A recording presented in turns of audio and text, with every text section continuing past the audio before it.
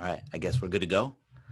All right, good morning, everybody. So we're going to talk QFT and distance learning here. My name is Jay Sorensen. I'm the Ed Tech Coordinator in the Oxnard Union High School District. And in that role, I've been pushing inquiry and then discovered the QFT, which I'm a huge fan of. And so I'll be talking about that a little bit here with you, and then we'll go through a QFT. So if you were in the keynote this morning, Mike Lawrence actually went ahead and did part of the QFT, so some of you got that exposure. The question formulation technique, we're going to discuss it and then go through it in a different way than we did this morning, so that's good. So he kind of did a good job already of explaining, why we want to go to inquiry and getting students asking questions. So I'll skip through some of this, but basically some great quotes as to why getting students asking questions is so important, why inquiry is so important.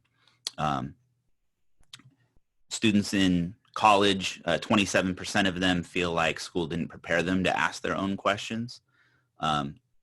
As skills build up over time, question asking goes way down, and many of you have experienced that with, 4-year-olds that are constantly asking questions, and then it's hard to get our students to raise their hand as we get up into the higher grades. We sort of beat that out of them.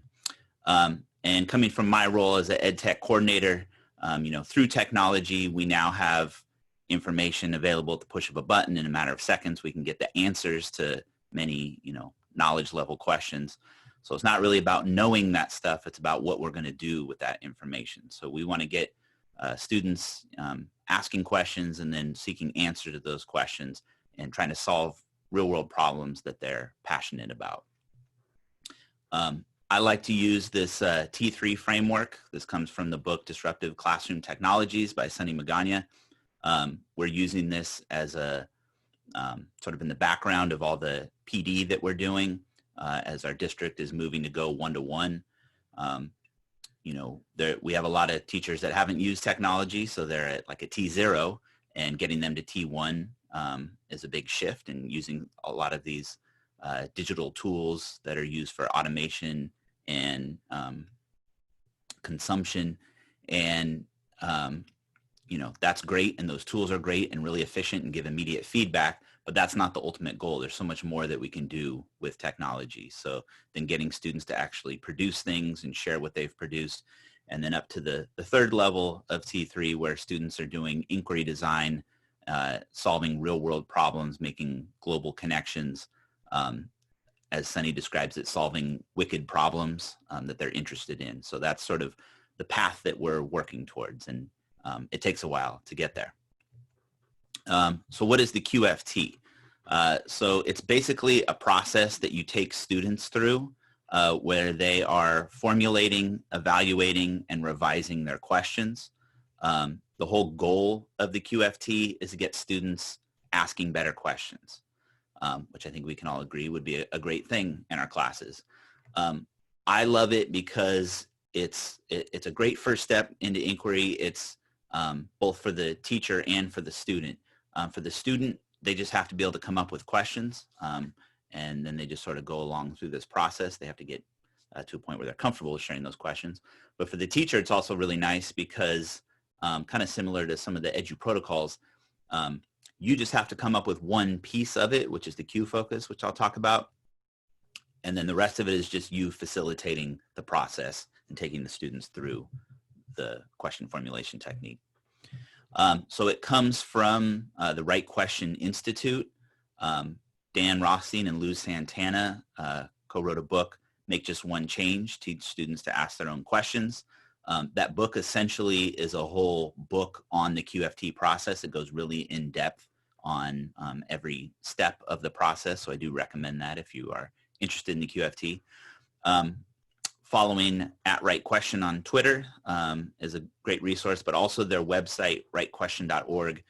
You do have to create an account. It's all free, but there's tons of great resources in there. So rightquestion.org is a great resource for you. And if you didn't get the link for this, I'll throw that in at the end as well. That has all this information. So An overview of the QFT process. As I mentioned, you start with a Q focus, which I'll talk a little bit more about in a second. Then students produce questions. They go through a process of trying to improve those questions. They come up with priority questions. They share those, and then they discuss next steps, and then they reflect back on the learning process. So as I mentioned, you start with the question focus or Q focus. This can be just about anything, depending on what you teach. There's different things that might work better for you, but it's anything that gets the students thinking and starting to ask questions. It could be a very simple statement. When I saw the right question present, they just gave a statement of students are not asking enough questions. It can be an image, quote, infographic, all those things listed there. You probably don't want to do anything too large. So if you picked an article, maybe just a section of the article or a really short one. Some piece of art from history could be great for history or social science. Simulations for science. Political cartoon might be great for history. So anything that students can look at, read, listen to, and then begin to start asking questions. So we're going to go ahead and go through the process of doing a QFT. And those of you that were in the keynote this morning, that was sort of an abbreviated version that he did through Zoom, which is one way that you can do it. So for distance learning, I've found that Padlet works out pretty nicely. For those of you that aren't familiar with Padlet, it's a pretty user-friendly, pretty easy to use tool. And so I think that's why it's a great place to start. So I am going to go ahead and throw this in the chat.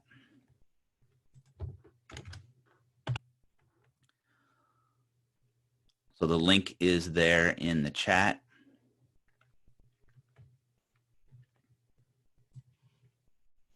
And I'll give everybody a second to get in there, and then I'll talk about how this particular one is set up. There's lots of different tools that can be used to do the QFT or to support different parts of the QFT in distance learning or in person, and I'll talk about those a little bit more later. But this is one that was originally set up by the Right Question Institute, and I've worked closely with them and got to present with them. And so I think this one works really well for different reasons. So you'll get to experience that and kind of think about the pros and cons of doing it this way.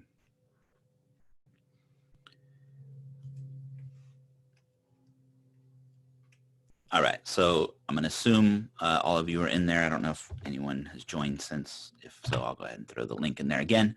But I'm going to go ahead and start talking about this. So again, this is Padlet. Padlet is free to a certain extent. You get a certain number of free Padlets. That's the one downside. It used to be completely free, and then they added some new features to it and came up with a premium version, which my district happens to have. If you have the free one, I believe you're limited to 3 free Padlets, which you can then delete and replace and use over and over. But that is the one downside of using Padlet. So this particular one is set up to be done over 3 days. You don't have to do that. You could do it all in one sitting. It really depends on your situation in distance learning, what grade level you're working with, etc. If you are a secondary teacher where you teach multiple periods of the same class, you could have all classes on the same one, or you could break them up. That's kind of a personal preference. So again, this one's set up in day 1. If you wanted to get rid of the days, you could just go here and delete that separator for day 1, day 2, and day 3. Obviously, we'll be doing all 3 days here together at the same time. So the first step in the QFT process is to go over the rules. Mike shared those this morning, and these are slightly tweaked for a distance learning context. The first rule is always to ask as many questions as you can. We want to get lots of different ideas out there. Do not stop to judge, discuss, or answer the questions. You want to Normally you would have students in a group with like a big poster paper, and one person would be writing down the questions from that group. Here you're just going to be providing your own questions independently, so write down every question exactly as it first comes to your mind. We just want to get those thoughts down. And then if anything comes out as a statement, just go back and change that into a question. Normally when you're in person, you would then have small group discussions on why we have these rules, what would be difficult about following these rules, and then why these rules are important. So if you could take a minute just to think about those 4 rules, and then right below in the bottom right-hand corner of step 1, by the way, I'm going to go ahead and highlight which step we're on, changing it to yellow. You can click on the comment here to add a comment. What might be difficult about these rules, whether you're thinking about you yourself or your students that would be going through this process? What might be difficult about these 4 rules? And then why do we have these rules? Why are these rules important? So I'll give you a minute just to add some comments on there.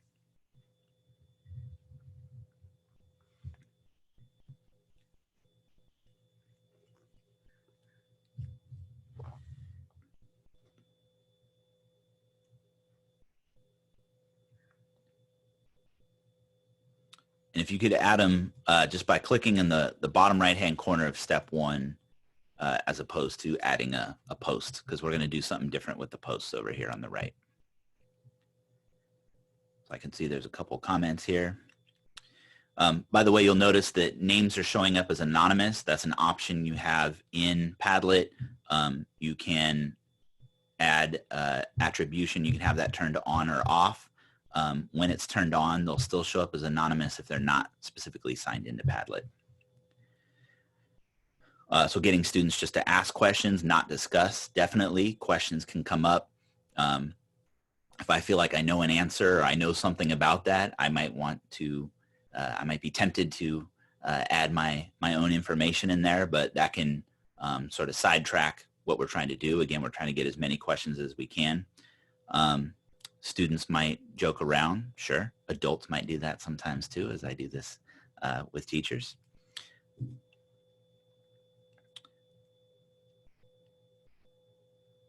How many questions is enough? Guide for critical student access, keeping students focused, changing statements to questions, trying to keep up with all the questions, not stopping to judge or discuss. Good. So as those keep coming in, I'll say, again, the first one is important because we want to get a lot of different ideas, all different ideas from different people. This is, yeah, so we want kind of a big brainstorming of questions because someone else's question might lead to a question, you know, someone else missing or hearing someone else's question might trigger a whole new line of thinking that I wouldn't have thought of without that. So we want to get all different ideas out there. We don't want to stop to judge or discuss, especially when we're doing it in person, because that can derail and then we're not getting all those questions and then it sort of shuts things down.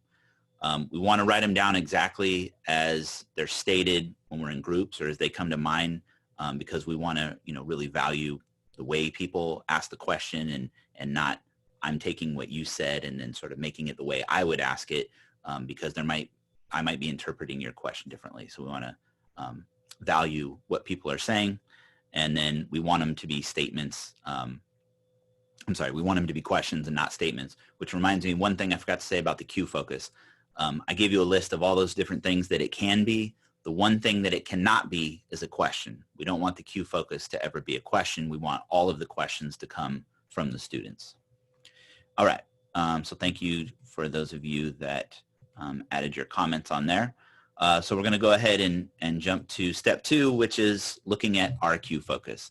I bounced around with some different ideas for this one. I had a distance learning one, but I decided to keep it light. This is one that I use often when I do it in person. I bring out the Google Cardboards and we get to look at them, you know, through VR.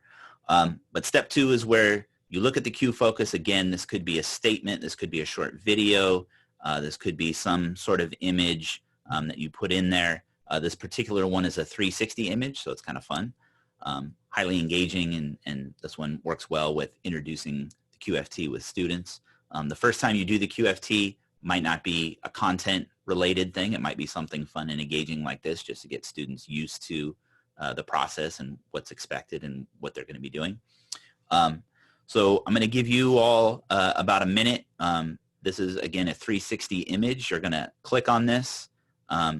It will take you to this tab where you can then go full screen, and then you can click around and explore. So I'm going to give you about a minute to explore this and just start thinking of questions, things that come to mind, but you don't have to actually type any of those out yet. So take about 30 more seconds or so, click around and explore and think of questions specifically to this Q focus, what you're looking at here.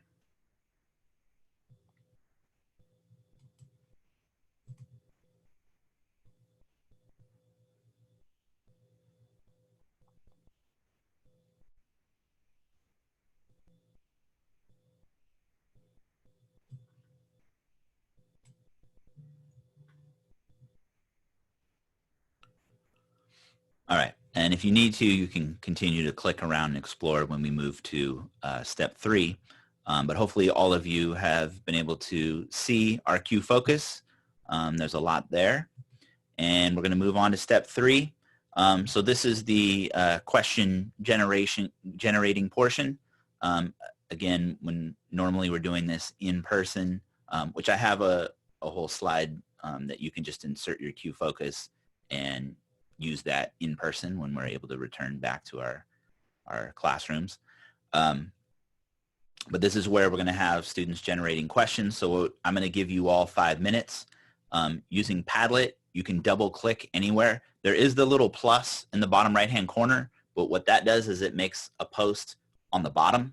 So I wouldn't recommend using that one because then you got to go and try and find it and drag it up. So if you just double click anywhere, it will create a blank post. Again, what I love about Padlet, it's pretty simple. All of these are set up the same way with the title, an area to write something, and then you could add an attachment, but we won't need any attachments from you right now. In the title, you're going to put your question, kind of like I modeled up here, and then in the where it says write something in the text part, you just put your initials. So go ahead and I will start the clock here. 5 minutes to come up with as many questions as you can related to the Q focus.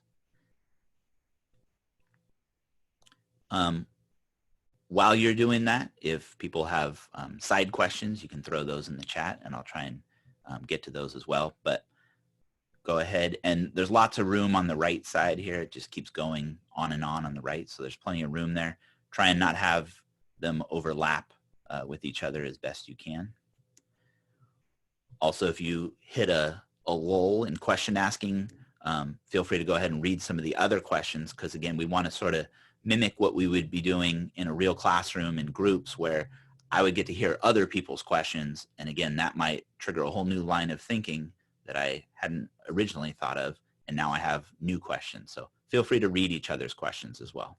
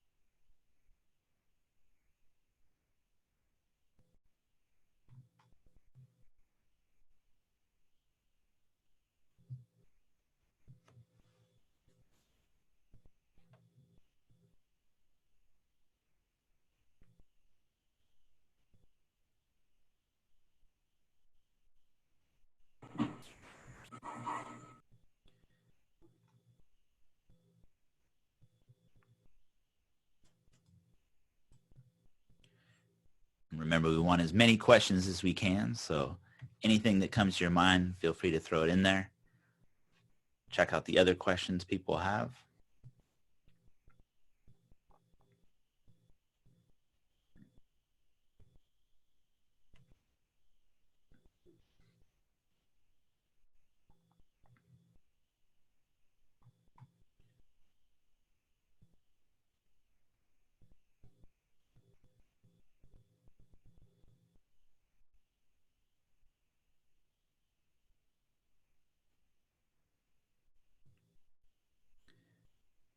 All right, I'm going to cut this off a little bit. Go ahead and finish up any questions that you are adding right now.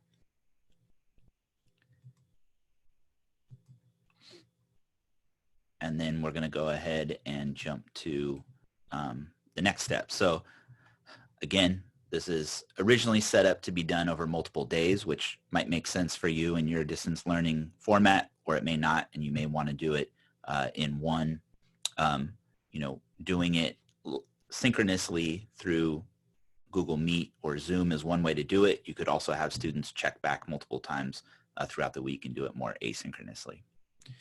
All right, so moving to the next step, I'm going to use those last couple minutes we had there to give you time to go ahead and read some of the other questions and then try and add at least one new question to one of the questions that someone else came up with. And you can do that either by commenting on it, or you could just click and add a new post right below it. But take like a minute to check out the other questions folks came up with and then add at least one more.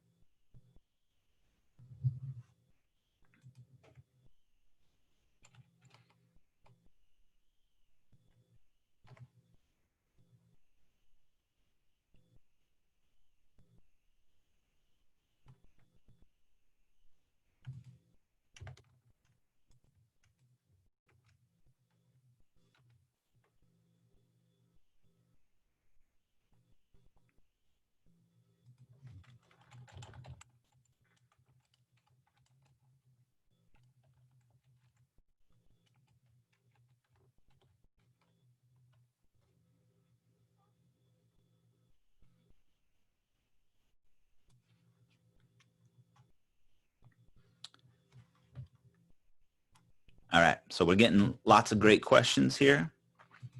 I am going to go ahead and move to the next part. So the next step, and this is where we're trying to improve our questions. And the QFT focuses on two types of questions, open-ended and closed-ended questions. And depending on what grade levels you work with, you might want to have, like a mini lesson or something before you did the QFT to get them to better understand those two types of questions. But in general, closed-ended questions are questions that can be answered with a yes or a no, or like a one-word answer, and they don't really require explanation. And then in general, open-ended questions cannot be answered with just like a yes or a no, one word. They require more of an explanation, maybe multiple sentences or whatever. So at this stage in the QFT, you're going to then go and label your own questions as best you can with a C or an O. So if they're open-ended or closed-ended.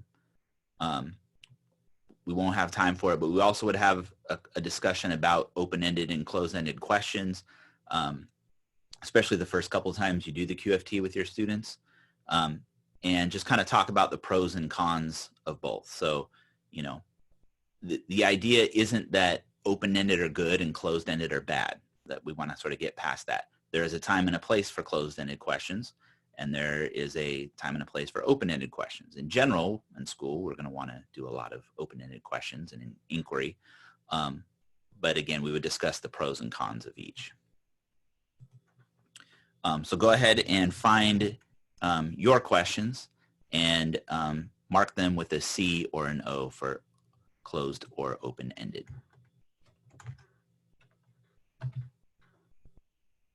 And by the way, when you find yours, if you hover over it, you'll see the little pencil there. And when you click that, then you should be able to go in and edit your post.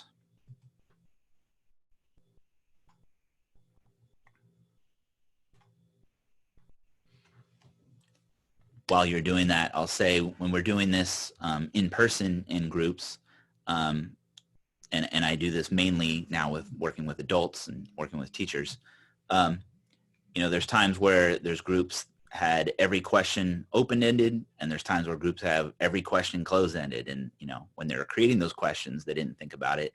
And then often the group that has all closed-ended questions feel bad about themselves. But what I've noticed is so often is people sort of get on a string of the same types of questions. So hearing multiple closed-ended might kind of lead you to another closed-ended question. So again, not that one is good and one is bad. All right, so I see a lot of these questions have their C or their O marked on there. And again, we would have a little class discussion on that. But I'm going to go ahead and jump to step 5. And here is where, again, we're working on improving our questions. We want you to take, normally you would do this as a group, and as a group you would choose one. You, as your individual, just choose one of your questions you came up with, and you're going to convert it. So you could either take what was a closed-ended question and convert it to an open question, or take what you had as an open-ended question and convert it to a closed-ended question. So again, depending on the grade level you work with, this may be more or less challenging. Might be something that maybe students would need to practice with before at the lower grades. But in this section over here, so to the right of step 5, you're going to create a new question. And again, you're converting one that you had previously done from open to close or close to open. So I'll give you a minute to do that. And this might be, you know, you might talk with your students about question words and what types of question words might lead towards open-ended or closed-ended questions.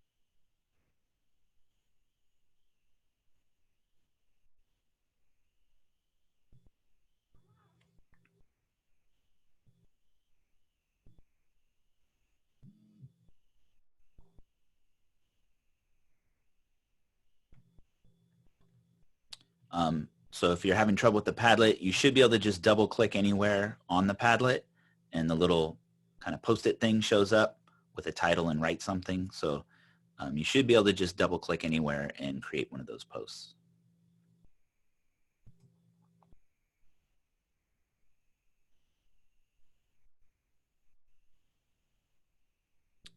And I'm going to refresh this, see if I'm not seeing some of them.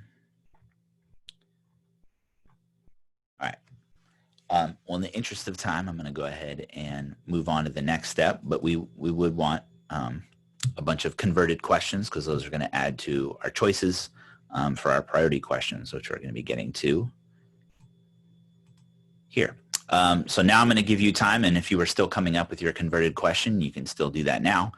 But now we're going to come up with priority questions. When we're doing this in person as a group, the group sort of talks it out and kind of comes up with what are the 3 priority questions from the list of questions that a particular group came up with, and then you would have all those priority questions from all your different groups. Using Padlet and doing this in distance learning, we're going to do it slightly different. So it's going to be sort of a group effort where we're narrowing it down to 3 priority questions as a class or as a group. In Padlet, on the bottom left, you have some different options for these reactions. One of them is the heart, the like, or the favorite. There's thumbs up, thumbs down. There's a rating scale. There's a grading one. But what we're going to do is give you some time right now to go through, look both at the converted questions in the day 2 section, and then all the questions above, which you've probably read most of those by now, and just pick 3 as an individual. Which 3 do you think are the ones there's different ways you could word it, the most interesting, the most important, just the 3 that you would like to find an answer to. So go ahead and choose 3 priority questions by just clicking the little heart next to any 3 of the questions from the day 2 section or the day 1 section.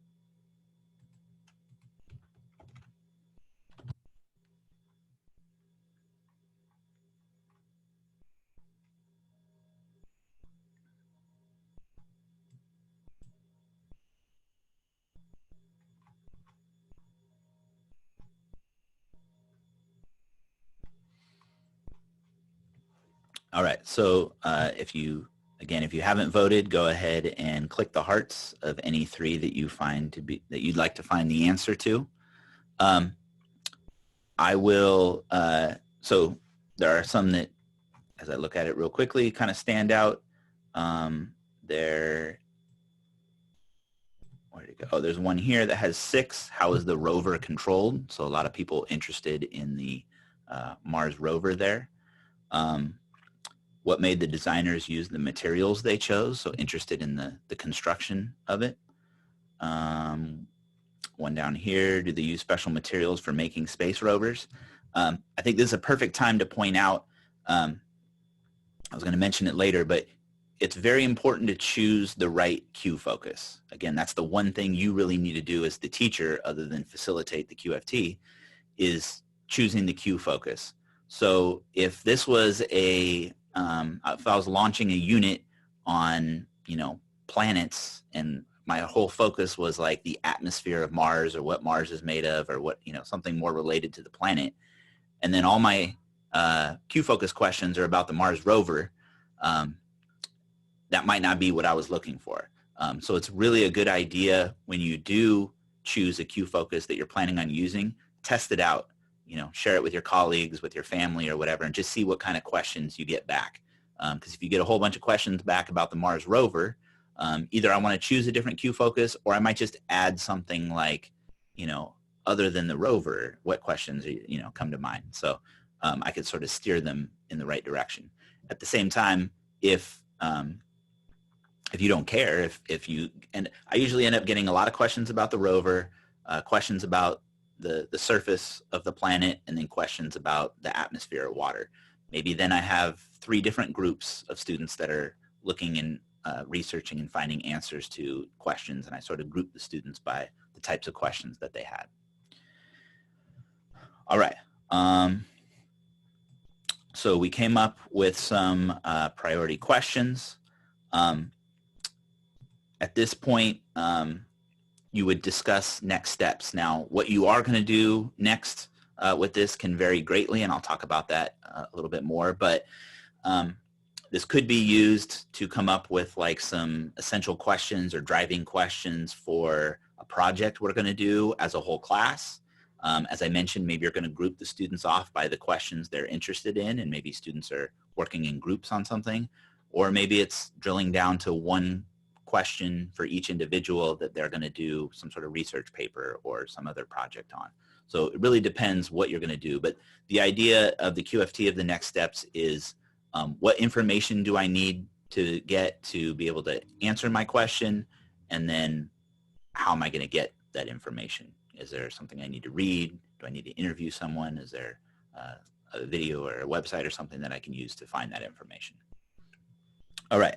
And then the last step is reflection, which we'll do very, very quickly here because there's a lot more I want to cover. Using Padlet, there are different ways that you can reflect. So what did you learn? How did you learn it? and what are you now wondering about? Those are the three guiding questions there for your reflection. Now, you can just double click again and add a short little reflection like the one above here.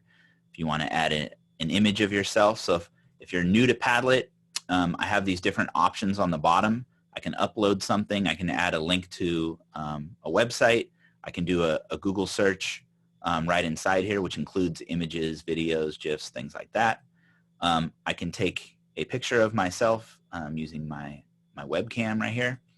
And then if I click on the three dots, I have these other options. So if you wanted to draw your reflection, you could do that. If you wanted to record your voice, you could do that.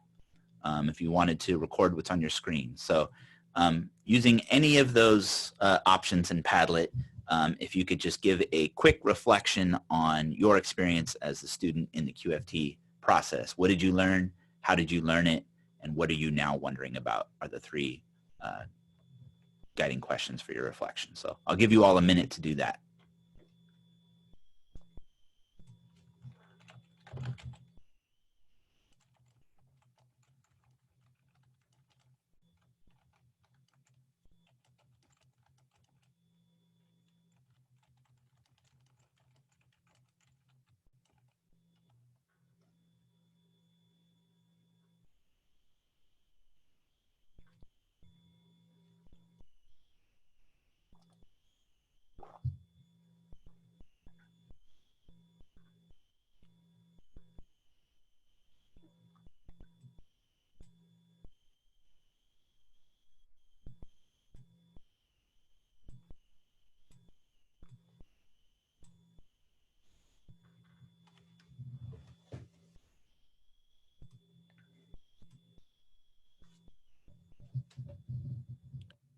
As you're adding your reflections, there's a question if this Padlet will be deleted. No, you'll have access to this Padlet if you want to refer back to it from our experience here. I'll also be giving you a template to a blank one that you could just take and use yourself. Someone in their reflection mentioned it was challenging because they were new to Padlet. So if this was something you were going to use Padlet for the first time with your students, again, I might want to do a really fun and engaging Q focus that just gets them used to Padlet, the QFT, the expectations, the rules, all that stuff. And then the next time could be more geared towards the content that I want to get to. All right, so I see a bunch of reflections popping up there. Thank you all for that. That is the last step of the QFT, and I'm going to go ahead and jump back to my presentation here. Okay, so a few things I wanted to make sure that I mentioned. So I already talked about choosing the right Q focus. So again, that's really important if you're trying to steer them in a certain direction, or just sometimes the questions, it might not even be where you want them to go, but just it might not lead to the types of questions that you were looking for. So testing those out on colleagues, friends, families is always a good idea. When is a good time to do the QFT? I love it, especially for going into a new unit or book that you're going to read, or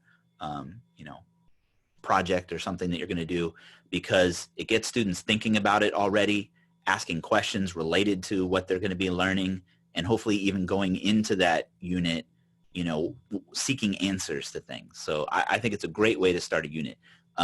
With that said, it could be sort of a check-in in the middle, or it could be a way to wrap things up before then some sort of final paper or project or something that is wrapping up a unit or story or whatever it is that you're doing.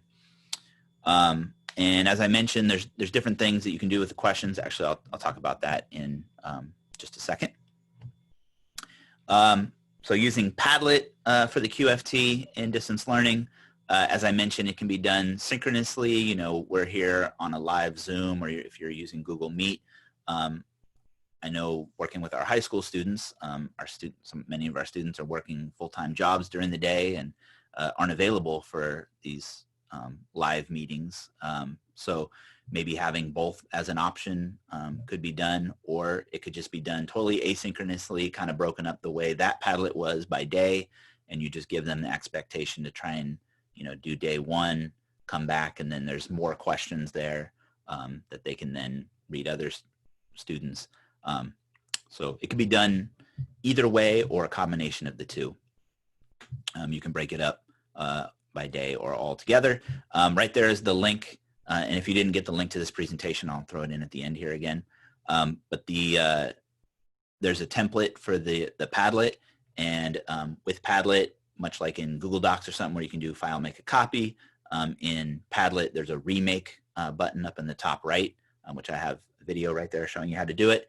You just click remake, you choose what you want. You want to make sure that you are selecting to keep all the posts that are on there. So you don't want to do it with the one that we just did. You want to make sure you use the blank template, because if you copied the one that we just did, you'd have to go and delete all the questions that everybody had already added on there. So use the blank template for your remake. And then just a note that it will default to everyone can read, and you're going to have to go in and change the sharing settings so that people who have access to it can write so that they can add their questions. So Padlet is just one way of doing the QFT in distance learning. Using Google Docs is another way. There are definitely pros and cons. I mean, definitely a pro is people are familiar with Google Docs, but it can get a little messy and people typing over each other, especially if you have a large class of 38 students or so. Google Slides is another way. Both of those links are to ideas of templates that you could use. Google Jamboard is kind of newer to a lot of folks, but that can work really well. And because it's a Google product, it can be easily shared in Google Classroom if that's what you're using.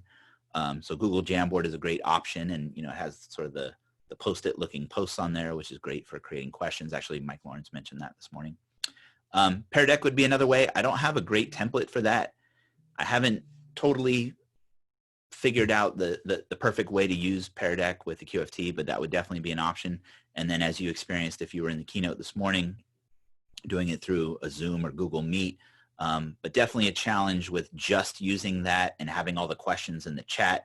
As you all probably experienced, there's just hundreds of questions that were thrown in there, and there's only so much you can do with all that.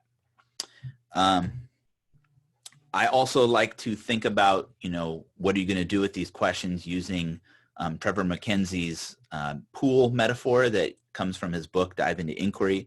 If you're interested in doing more inquiry in your class, this is a great resource. It's a really structured and scaffolded way of looking at inquiry, and he gives great examples at different grade levels. But moving from the very structured inquiry where you're doing inquiry with them, with the students, sort of modeling it for them, to, there they have the kickboards there, the teacher's still there and providing a lot of the resources, to the more guided where now the teacher's on the side of the pool, and then all the way to the free inquiry where they're just diving off the diving board into the deep end. Be careful about jumping straight to free inquiry or rushing into free inquiry, because for a bad metaphor, they'll drown, right? They'll get lost. They need to go through those steps and that guidance to be able to get there. So I have a blog post there where I talk about some activities and tools that you can do sort of following this model with the follow-ups. But basically, again, you could start with, we're just coming up with one question that as a whole class is going to be our guiding question, and maybe that's the very structured part, to maybe we're coming up with a few questions and you have a choice, or you have a few questions and then you're going to work in groups with those, and then all the way down to you're going to come up with your own question that you're then going to do a research paper or a project on.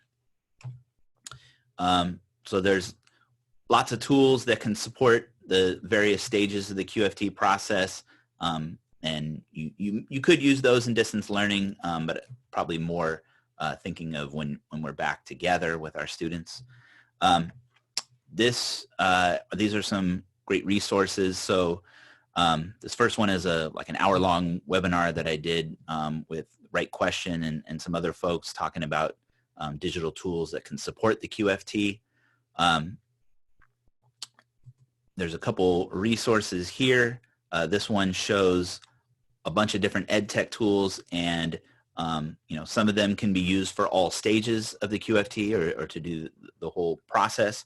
Others might be better for specific parts of the QFT. So this is a good resource right here, as well as a little more detailed one giving some pros and cons of each tool. You know, there isn't a perfect tool, I would say, for doing it in distance learning. As we all have experienced, nothing has been perfect in distance learning, but making it kind of work. And so far, I would say probably Padlet has worked the best for that. Jamboard, I think, would probably be a close second. But this goes into some pros and cons, and then some tips and tricks for you to know if you're going to be using these. Some other resources that I have here that you can reference back to. QFocus ideas. This might be something that you might want to start with your own team. This is some teachers in my district that, using Padlet, collected some different ideas or different QFocus that they've used in their classes, and then they would just add them to this Padlet. So maybe if you and your department or you and your fourth grade team or whatever wanted to have your own collection of QFocus ideas or ones that you've actually tried, and you could add some comments as to, you know, what worked well, what to be careful for, or whatever. That might be a good idea for you to have your own. And then this last one is a template of the QFT for when you're back in person. So I think Google Slides works just fine. QFT can be zero technology.